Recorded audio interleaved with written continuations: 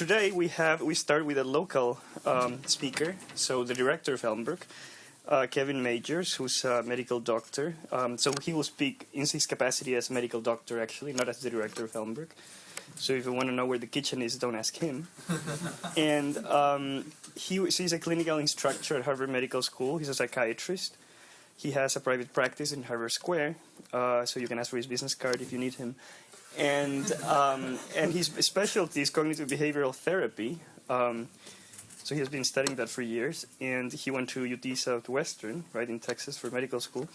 And today he'll talk about the science of optimal work and he'll tell us how this connects with this work in psychiatry. So thank you again. So very good, thank you, Patricio. Well, at first I just wanted to actually connect what we're going to talk about tonight with the broader context of some of the things that we do here. So, you know, a lot of my time, and our time here at Elmbrook, is spent thinking about how to really prepare college students for professional life. And in that, you know, trying to also provide individual mentoring and stuff to people. And there's some different areas that we focus on in that. For instance, professional orientation, helping people to choose the right career, helping people to balance work and life, helping with developing of friendships and with having high ideals of service and ethics, and then helping people to work at their best. And so this talk is on that part, you know, which is really, I try to see what's some things that you can hear that are very much focused on working at your very best. I specialize in cognitive behavioral therapy, which is a branch of psychiatry and psychology that I'm happy to talk more about. Part of the development of cognitive behavioral therapy in the last 30 years has been a development on helping people attain excellence and the highest functioning possible, rather than simply helping people with pathology. And so now I treat anxiety disorders mostly. But you know, in that, the focus is not simply getting people out of the anxiety disorder, but actually helping them develop what really now we call the virtues. So the field of cognitive therapy has gone back to the language of virtue, actually. And helping people with, in particular, you could say the virtue of work. So there's one of the originators of all this is Mihaly Csikszentmihalyi. He's a Hungarian, and he is the one who really he's done research now for 30-some years on flow. How many of you have heard of the concept of flow? Okay, so flow is most often thought of in a sports setting, because in a sports setting it's very easy. It's the being in the zone. So can you then, does everyone kind of know what that means to be in the zone? You know, there's something special that happens when you're in that zone. And for instance, so if you're playing sports, the reflexes come very easily. Everything is coordinated very easily, and you have a sense of being very energized, but also in a sense relaxed, because time slows down for what you're doing. But at the same time, it seems like time passes very quickly. So there's this kind of temporal distortion. Even your ability to focus on things, it's like Michael Jordan would say he can't miss a basket because, one, he has like all the time in the world, and the basket is so big and the ball is so small. So there's this sense, you know, that but that actually is flow, you know, what they're describing. And the emotional component of that, when people are in that zone, is actually enjoyment. There's a sense of joy in what you're doing, because it seems kind of effortless. But where most people experience flow is actually not in sports, it's in work. So people have snippets of their day where they actually are working very well, right? And all of us in this room have had that. You know, and can you think of a time when your work went very smoothly like that? It seemed effortless. You were able to coordinate things. It's like you had quick reflexes, you know, and you're able to really be into the task at hand, you know, and you're not dominated by it, but but in a sense you're in control of it, but yet you're fully engaged. And there's no question of being distracted. There's no question of doing anything else with your mind at that time. You know, and that kind of work, that solid work, does produce a sense of joy and enjoyment. So that's what this talk is on. It's on some things that you can do to be lengthening those periods until they become continuous. Okay, so the goal here is for you to be having a clear idea, a picture, an image of what flow in your work looks like, which you already have. And learning to see then how to, rather than waiting for it to occur spontaneously, which it does, to do it more at will and in a more ordered way. Now, there's at Harvard here, there's Daniel Brown. He's a researcher into peak performance. And so he deals a lot with these things. And the image he likes is the image of a person driving a car. Okay, so imagine optimally driving a car and what that takes. And imagine like you're on a semi-challenging route. You have to do some curves, there's some traffic, but you're able to do it very smoothly, and because weave in and out, and okay, that's like a snapshot of this kind of optimal focus. And he said that there's three things that you need to be controlling: the steering wheel, the accelerator, right, the gas pedal, and the gas tank. So those three things, right? So the steering wheel keeps you on the road where you want to go. The accelerator is in charge of the entire speed, and then the gas tank keeps that going. Now, interesting that this is what research is now, saying in the 21st century, but those three things were already described by Thomas Aquinas. So when he was talking about what goes into optimal work, so when you have the fullness of the virtue of work, what are the parts that make that up? And he said order, intensity, constancy. Order is the steering wheel, keeping on the task at hand. Intensity is the accelerator, and constancy is the gas tank. It's very nice. Two completely different paths at arriving at the same idea, because they're talking about the same thing.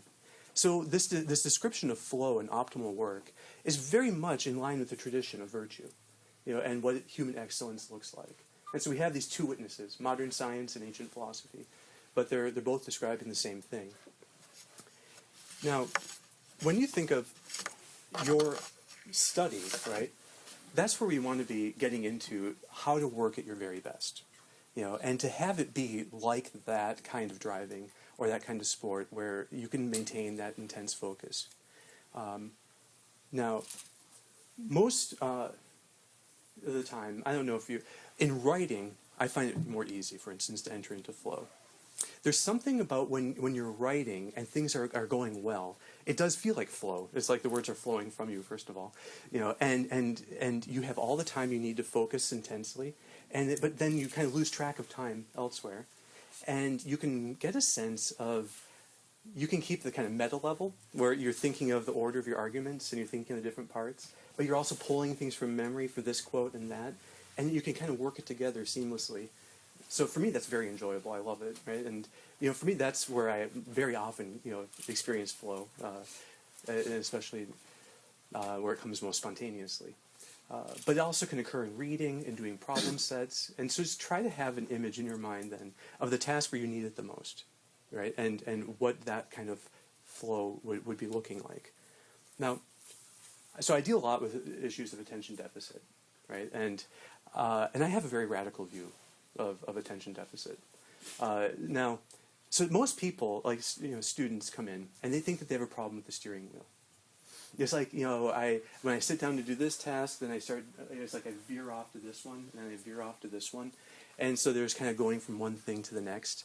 It's kind of like a person if they'd be driving a car, and they're driving a car along a some country highway. And then they stop over here at a lemonade stand, and then they stop here to do a little bit of shopping, and then there's a Dunkin' Donuts, and kind of meandering around. Well, I don't see that so much as a problem with the steering wheel as a problem with the accelerator.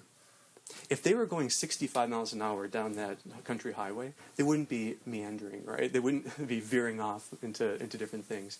The accelerator actually takes care of a great degree of the problems of what people think is a steering wheel. This is actually why you give stimulants. A stimulant doesn't help with the steering wheel. It actually helps with the accelerator. So what it's doing is it makes it easier for people to have intensity. So now, I don't think that stimulants are, strictly speaking, necessary, but I'll maybe get to that in questions if people have questions about that. Well, flow lends itself very well to research, okay, because you can see it actually. When a person is in that state of optimal work, no matter what brings it about, you can actually, it has a very unique kind of signature. And it's, well, I don't know how interested you are in. We have a dry erase marker. So, if you want to go, yeah, thank you. But there's a part of the brain that actually is in charge. It kind of connects two cortexes that you have. The lower cortex handles automated behaviors and drives and emotions. That's the limbic cortex. It's the emotional cortex. The upper cortex handles language and abstract thought and foresight and decision making and all that. Well, where those are connected is the anterior cingulate. And flow lights up like a glowing ball the anterior cingulate. So it's a very specific activation that helps you coordinate all the different parts of the brain. So you have greater access to memory and to reflexes, and then you also have and then you also have full access to the upper cortex. Well, because that you can research it, we know some things then about what you have to do to maintain it, so to be able to be in it. And there are three conditions, right? So the first is a limited field of attention. If you have a wide scope of attention, you can't have flow. You have to find a way to constrict the focus of attention, right? And that's two things, really. It's sequestering yourself from distractions and uni-tasking. Okay, so I'm going to get into what both of those mean. The second thing is clear goals. And a clear goal means that you have a definite task with a time limit. Okay, it's not enough to just have part of that, but if you have a definite task and a time limit, okay, that's the second condition. And then the third is the right balance between challenge and skills. Now I'm going to go through these because these are very crucial when you're then seeing how do I at will enter the state of flow. Now start with limiting the field of attention. There's two interesting beliefs that college students have. Right? So the first is that they're very good at multitasking. I think that this is one of the few areas in life where people think it's okay to brag. So if you ask people on campuses, so how good are you at multitasking? You'll get actual bragging. It's like, I can do this. And they give you all these stories of these things that they did at once. So, and okay, whatever that means. But there's also more college students than ever say they have attention deficit disorder. And why is it that so many say they multitask and so many say they have attention deficit? Okay, my radical theory is because they're the same thing. So attention deficit is multitasking, right? So when a person who says they have attention deficit goes down to work, instead of being able to just do one thing, their brain wants to keep doing many things. And so they are constantly, taken in different directions, by this kind of multitasking.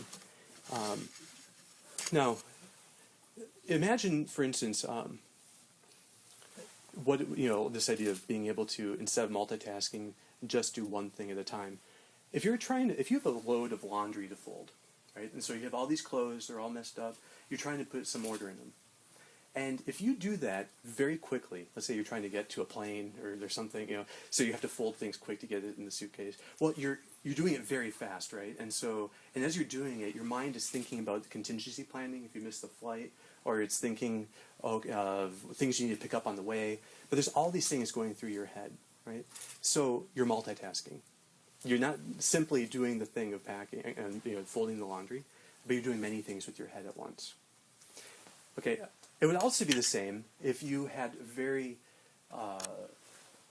all the time in the world to fold the laundry, right? And so you're folding, but you're also watching TV or listening to music, or you're talking to people on the phone, or texting, or you're doing all these things at once, while you're folding. Interesting that they both have this in common, that the folding itself is not being attended to. So it's automated. And while part of the task is automated, other things are going on, actually with the upper cortex, where it's occupying itself. So there's this kind of disjunction, right?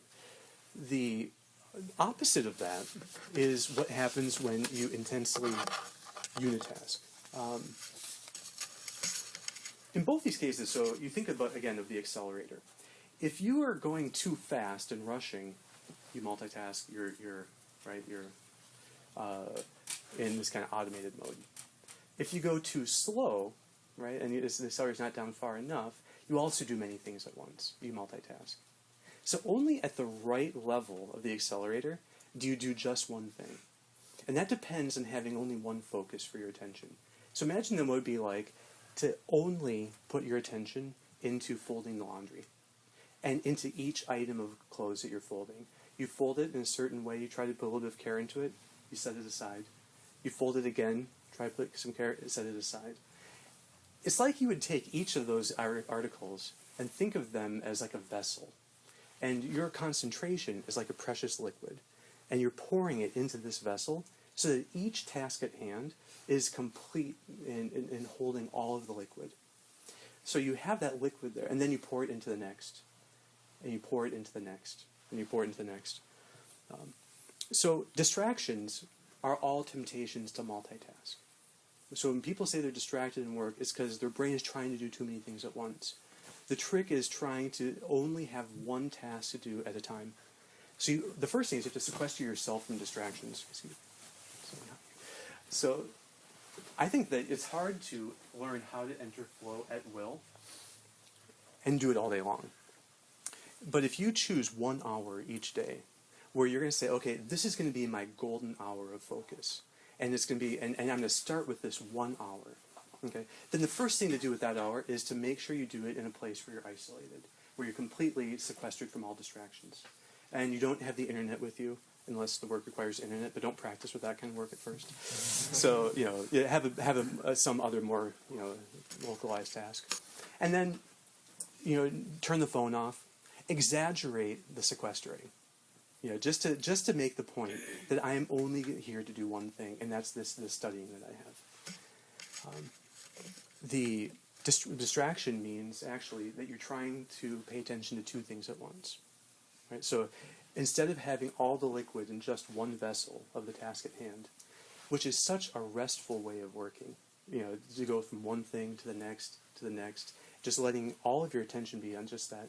It's so hard to discipline. Imagine how hard it is to fold the laundry in such a way that you're only thinking about the one piece of clothing that you now are working on. Okay, it's a great practice, actually. Menial tasks are great for this. The repetitive menial tasks are a wonderful kind of disciplining of the mind to help it do one thing. Now, I think then, if you happen to get interrupted, not all interruptions constitute distractions. So the difference is, so an interruption, let's say that you're in a great state of flow, you're working intensely, and everything is effortless, and then someone knocks on the door and comes in. You're only distracted if you divide your attention between the two tasks, where you're no longer uni-tasking, right? So distraction is a temptation to multitask. It's a temptation to separate your attention into two things. You've probably all tried talking to someone who's doing something else, right? So they're like working on the computer, or they're doing something, and you try talking to them, and you can tell, especially if you're on the phone with someone, and there's that little lag in the response time. Like, okay, I know there's something going on here. I don't know what he's watching. Sometimes I do phone therapy, and I have to be extremely careful. I don't allow myself to do anything during it, because one time I had to move or something. I don't know what I did, and then the patient immediately said on the phone, "Are you distracted?" that was years ago, but it was so I haven't gotten that complaint. I think I've learned, okay, people immediately tell. So I turn off email, I turn off things so that there's nothing else except it's actually very hard. But if you can take the interruption and give your entire attention to it, so that it has your undivided attention, and then when the interruption is done, you go back to what you were doing, you haven't lost flow. And many times your brain gives you a little gift, which is if you're trying to work on something and you're not getting anywhere so fast, and then you get an interruption or something, you give that your full attention, and then you come back to the work at hand. Many times something would solve itself in the meantime. Just getting a little bit of distance from it and then going back to it can actually be very good. Okay, now the second point I mentioned is having a clear goal.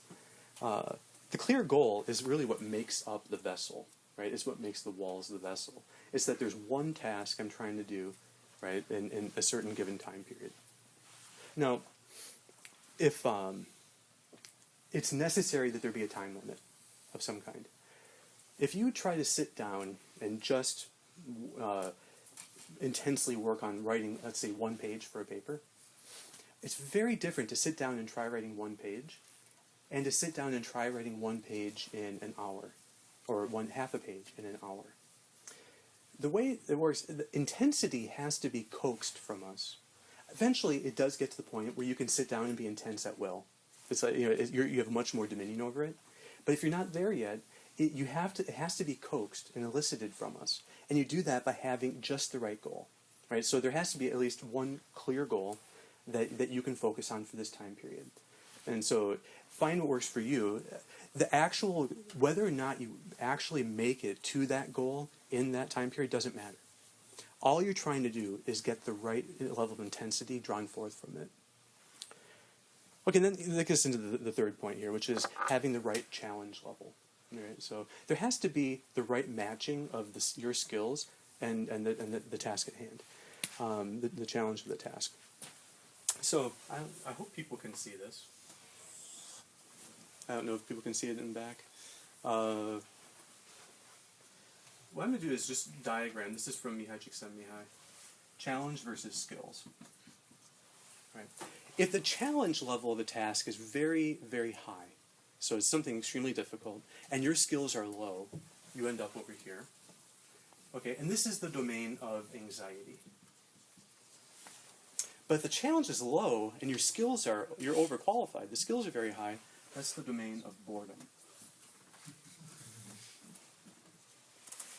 There is a right kind of balance here where the challenge and your skills are matched. Right?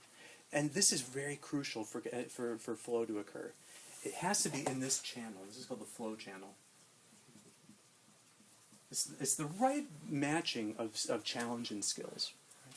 So when you think of oftentimes our skills build, right, and they build and build and build over life. And so it ends up that the better you get at something, if you are not increasing the challenge level on your own, you get bored with it. Right? So part of the thing, with studies is how to continually be challenging yourself higher and higher so that you don't get bored in your studies. Boredom is not a problem of the matter that you're studying. Boredom is a problem of your approach to it. Right? That you are not challenging yourself enough with this to keep yourself fully engaged. I really think any kind of thing you would ever study in college could potentially completely hold your attention. Right? These are all fields of human knowledge that people can dedicate their lives to, and the people that dedicate their lives to it are not that different than you. So, so you just have to learn how to challenge yourself in it, right? And to raise the challenge level. So if you're in a lecture and you're taking notes, and let's say you're taking verbatim notes, you're just repeating everything that is said, that the skill that is involved in that task is actually pretty low, right? You don't need that much skills, but your skills you're overqualified for that task. And the challenge of that, just writing down every word that comes out, is very low. You're going to end up then bored. Unless, for instance, it's your first day of med school, and then you feel like, okay, I have to catch all of this, and so you would perhaps be able to do it and not be bored. But as time goes on, once your skills are higher, you can't do that kind of note-taking and still stay in flow. There has to be a way of raising the challenge level. Right? So how do you do that? Well, one way, for instance, is there's a guy I really like, Cal Newport. He has these books on how to be a straight-A student and whatnot. His solution to that very problem is, instead of taking verbatim notes, always try to do things in terms of, is this a question being asked, evidence being given, or a conclusion being made? And only write things down in that threefold framework. So if you do it that way, you're always trying to hear the question, and then you realize, okay, they're giving me evidence. Okay, and if it seems then that, okay, no conclusion, then you go to the next thing. More evidence, another question, and you try piecing it together in your head. So what exactly is the question that's being asked here? What is the professor concluding from this, right? And then what more things of evidence? And if you do it that way, there's no question that would ever come in a test that you wouldn't see coming, because this is the way the professor is thinking, these are the questions that are being answered, and this is the essay stuff that shows up on tests. So that's just an example, right? Reading books on how to study well and stuff will give you more examples of how to increase the challenge level, in the task at hand. In the short run, if you're just studying on your own, you do it with the right amount of work in the right amount of time. So it's just enough that you're reaching for it, right? And so if you can be reaching, then you're going to be more able to enter flow. It doesn't mean that doing something just faster. It could also mean better or more efficiently. So you can always ask yourself when you're sitting down to study, how could I do this better, faster, or more efficiently, right? And the challenge can come from those questions. A last thing that's very helpful for entering into flow is trying to just sit down for a minute and think beforehand about what it would look like. What do you want this period of study to look like? So what do you want at its best it to be? And just form one mental image of it, and then try to sit down and work. So if you try to just have a short visualization, right, of what it looks like, your brain knows what you want to do. Because otherwise your brain doesn't know what you want to do. So it keeps on offering you suggestions in the form of multitasking temptations. It keeps on saying, okay, here you can do this or that. No, tell it what you want to do, visualize it, and then sit down to do it. Visualizing that simple step can really make it 10 times easier to be able to sit down and go into that great form of study. Okay, now, those are the basics.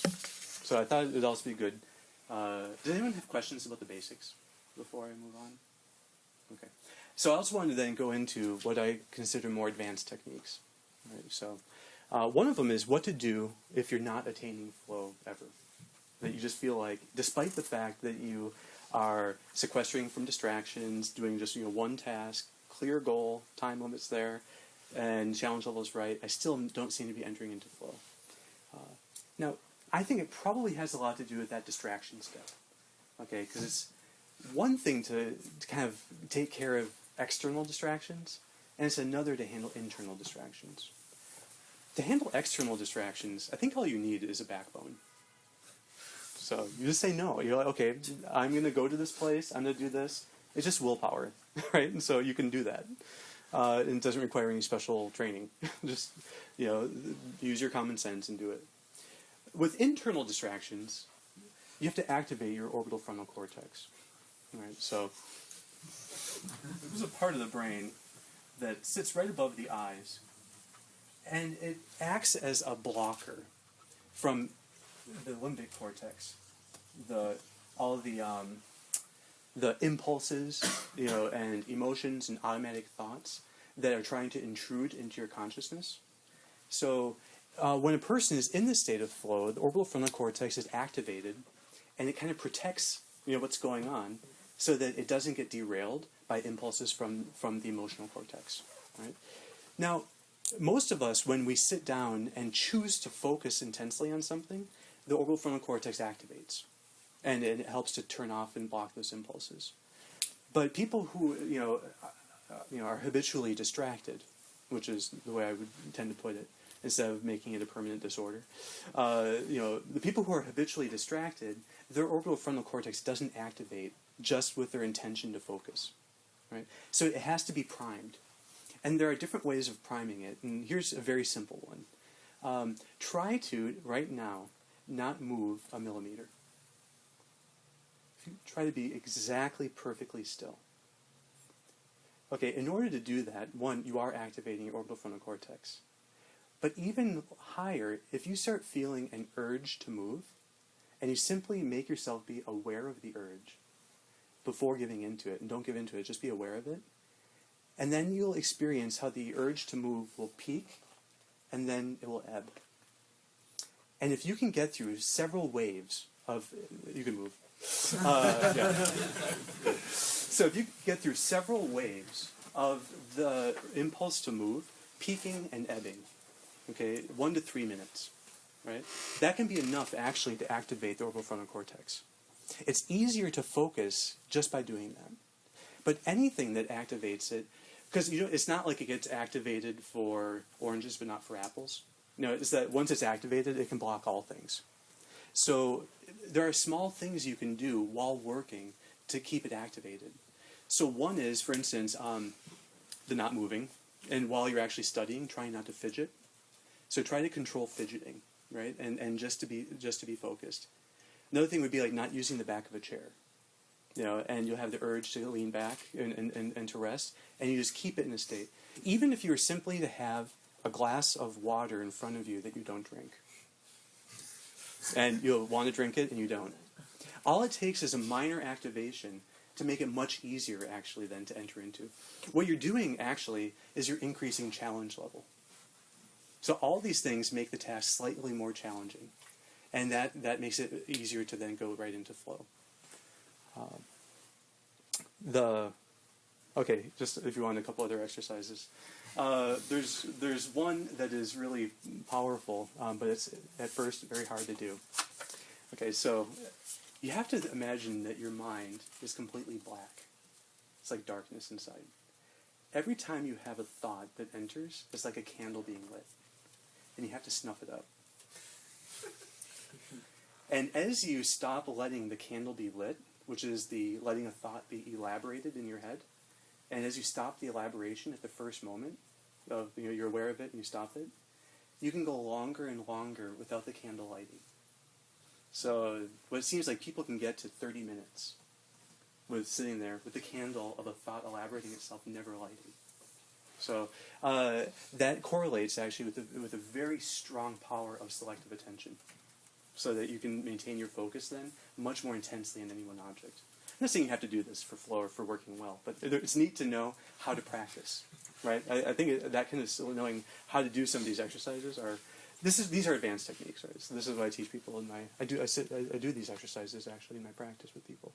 So to build up especially if, people that have attention deficit, they have to learn how to do practices to build the muscles up.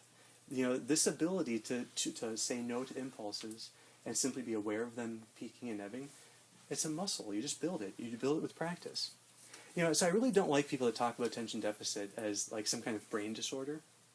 Because they will say, well, you put these people in fMRI and you see that their frontal cortex is hypoactivated. Well, if you put a person with a phobia of heights in an fMRI, you'll see their amygdala very strongly activated. And if you make the argument, well, see, their amygdala is activated, so therefore they're stuck with it. That's just the way they are. No, if they do the exposure therapy to heights, after a few sessions, their amygdala is no longer activated during it. It's all fixed. So, so same with attention deficit. As people build up the muscles, of being able to sequester even from internal distractions and be intensely uni-tasking, decreased blood flow in the frontal cortex corrects itself.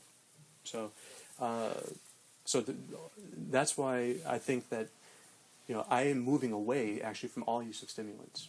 So in my practice, I used to do it, but I don't think it actually helps people. So more and more I see that the right kind of practice in your work does help you, and people do actually improve with that. So it's okay. Anything where you have to repeatedly focus actually is wonderful.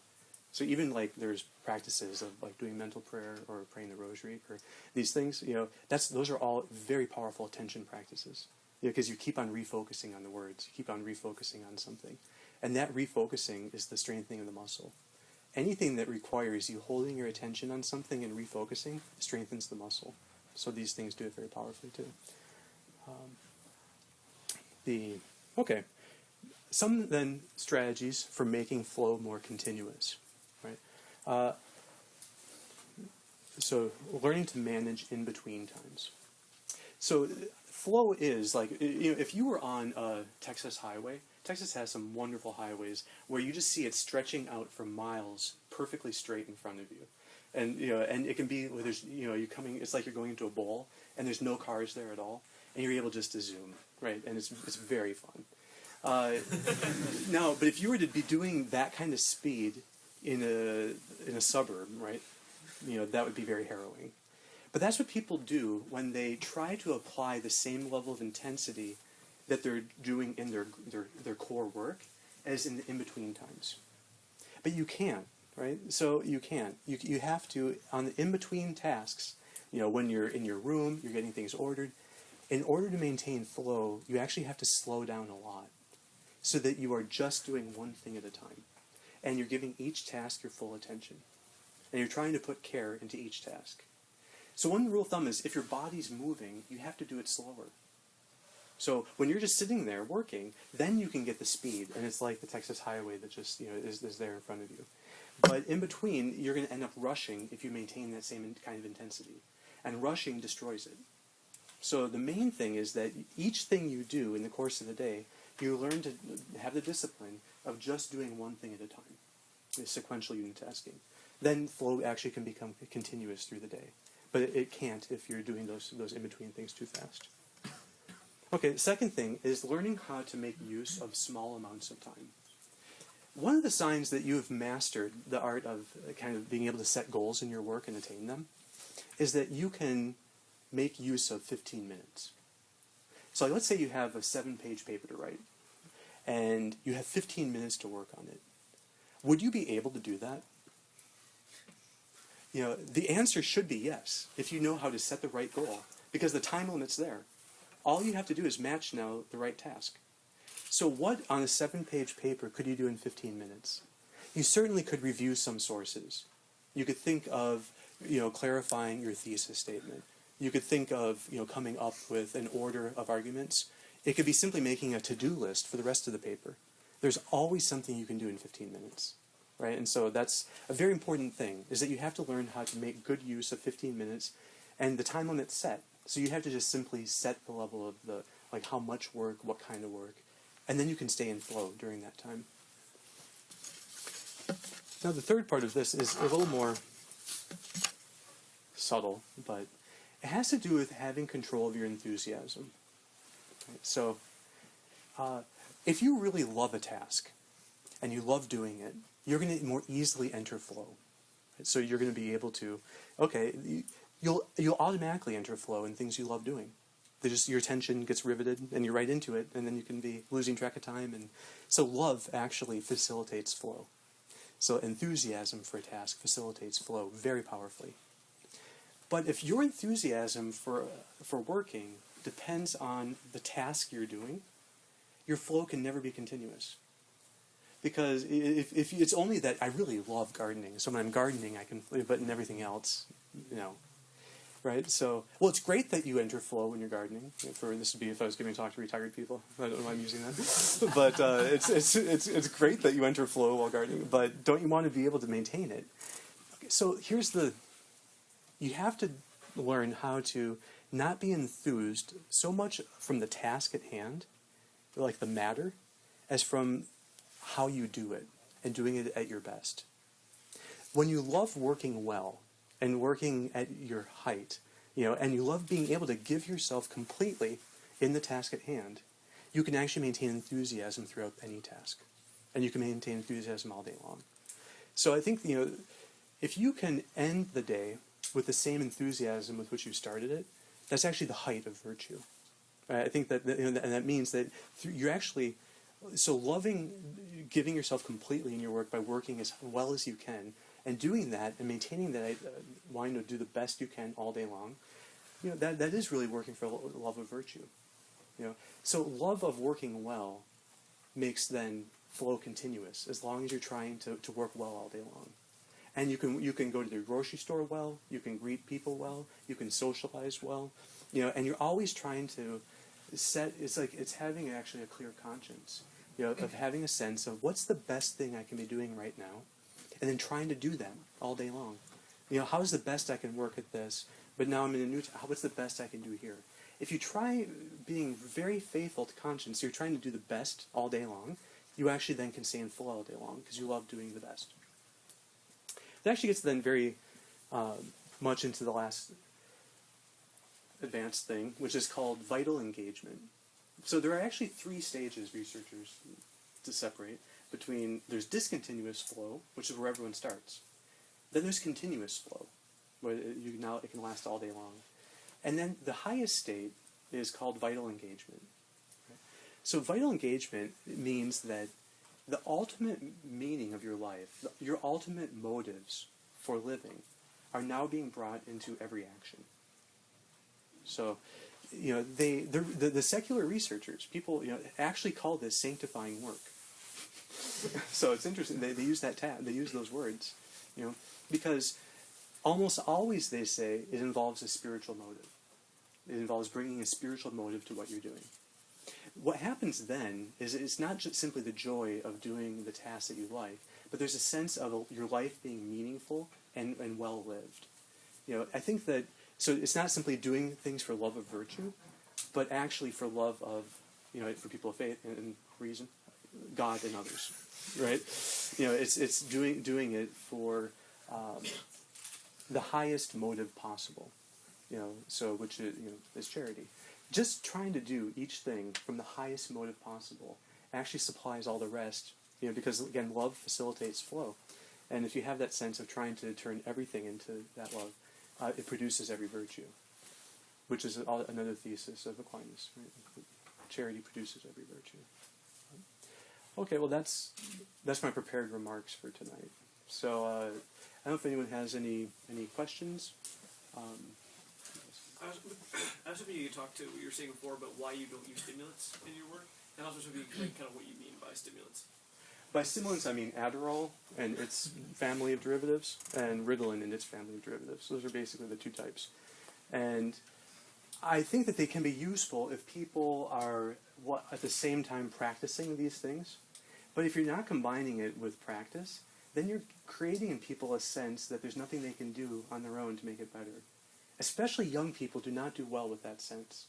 Young people like to do things on their own, and you can be undercutting that sense of confidence if you're saying that your only way to function in the world is to use medicines.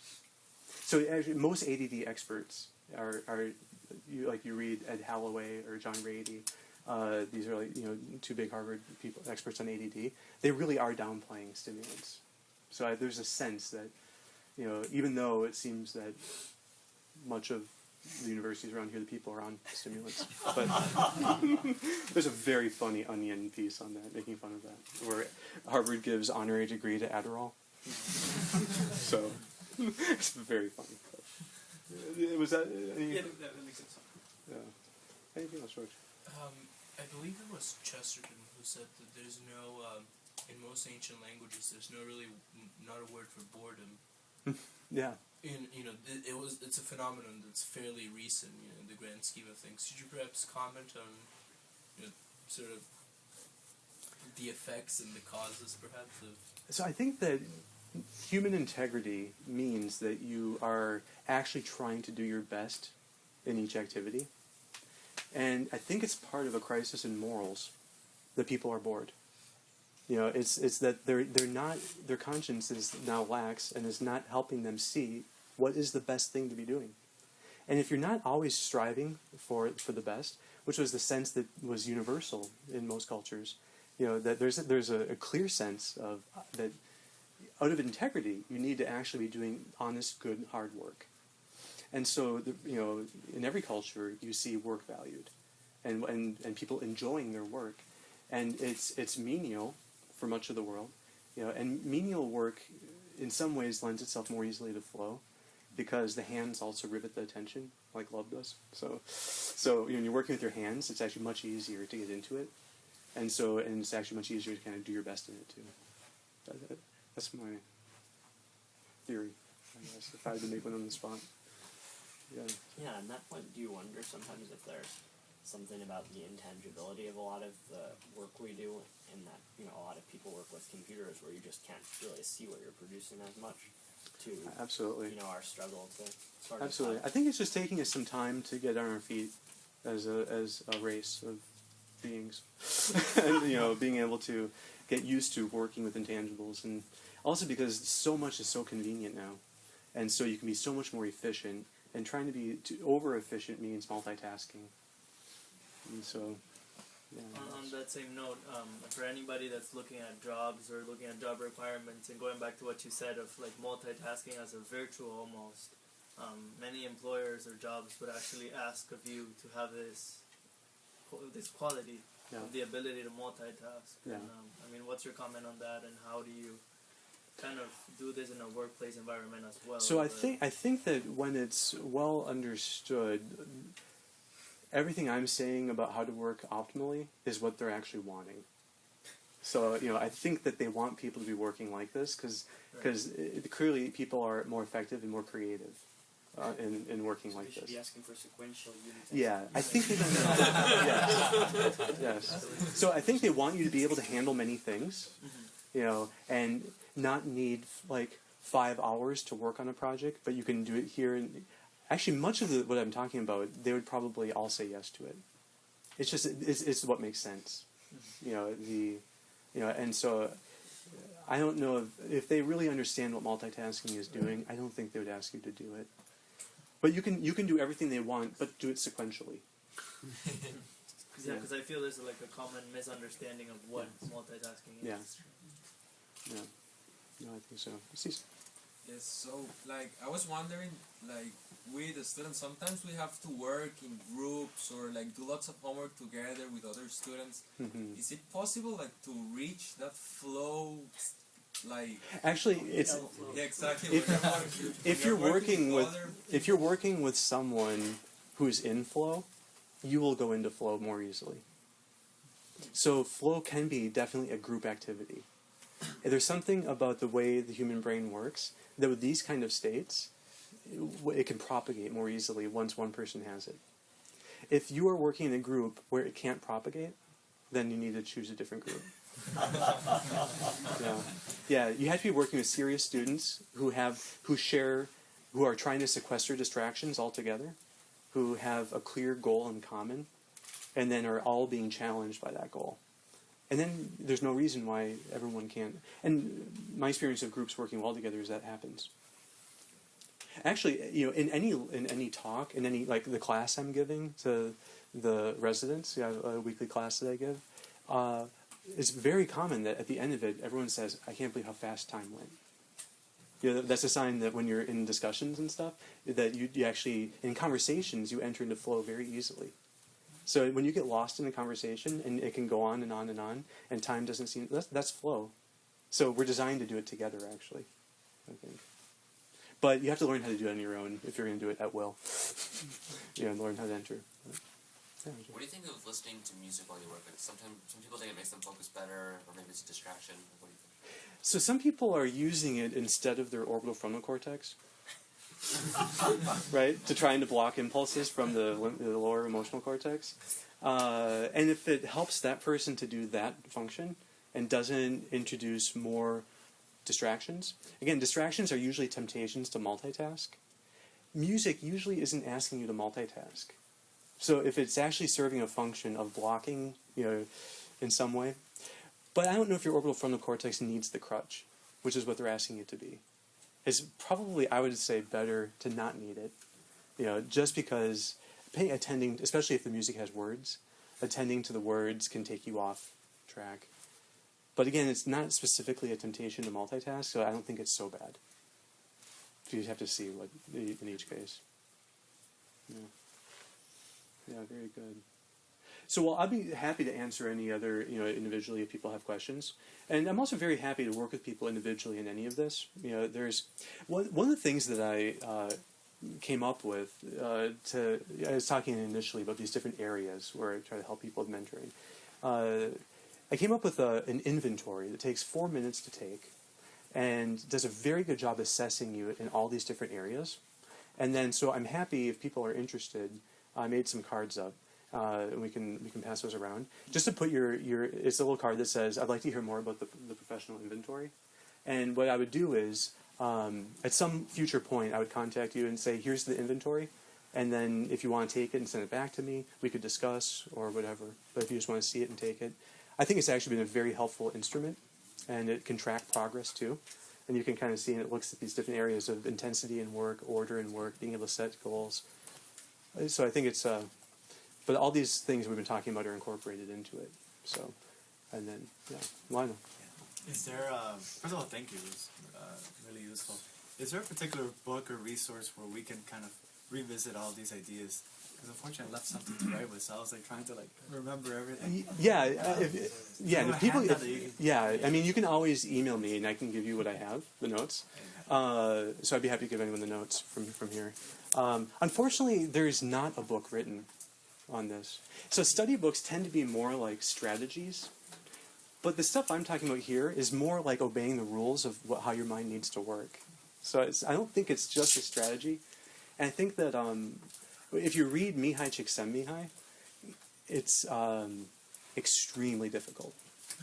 Because it's just I don't know. It's so I try to go in and try to extract an idea and then get out. You have to write a book. Yeah, exactly. A book needs to be written, actually.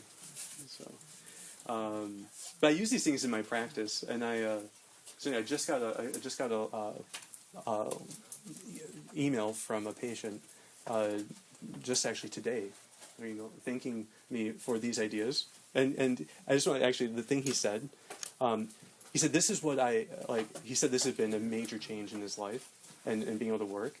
And he said, just if you want to see what he took out of it that was so useful, he said, eliminate distractions, activate the inhibition of impulses, so the orbital frontal cortex, and do that for 1 to 3 minutes.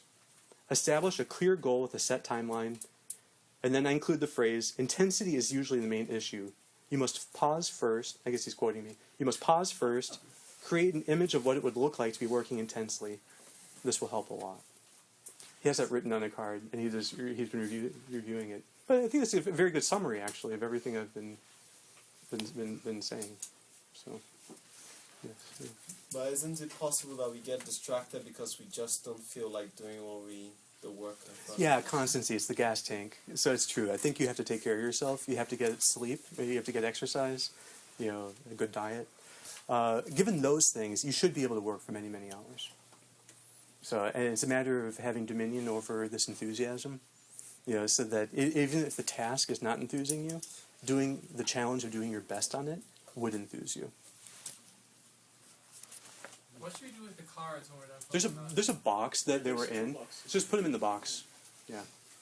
So, and there's absolutely no kind of commitment or anything. I'm just wanting to know if people are interested in seeing the test or charged. I just don't know. Yeah. So actually, making the test better and better, and seeing, testing a wider group of people. So I think but it's 4 minutes is all it takes. So. 4 minute mile. Yeah. Yeah. I just would like to add that most of you are students and I'm already in the business life, okay? And if you don't learn to work on these things now, it only gets worse. Yeah, it really gets bad, until you understand and you start. You need to do it. It's a very interesting conversation and fantastic.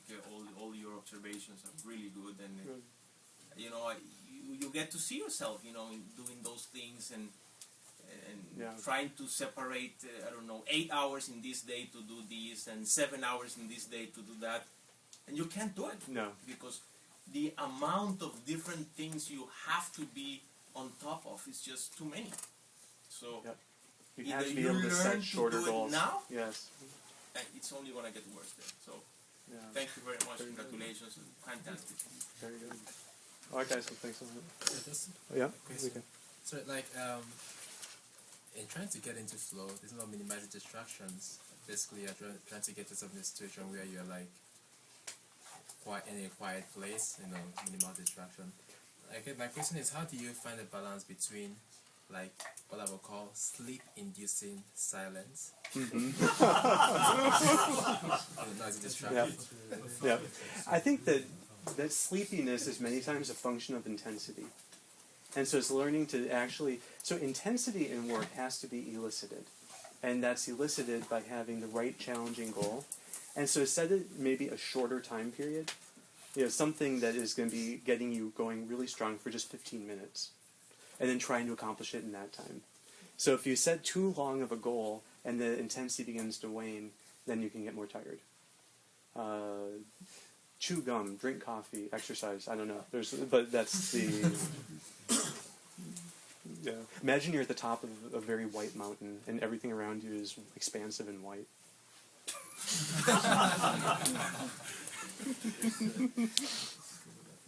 So that is actually a technique, but it's good. All right.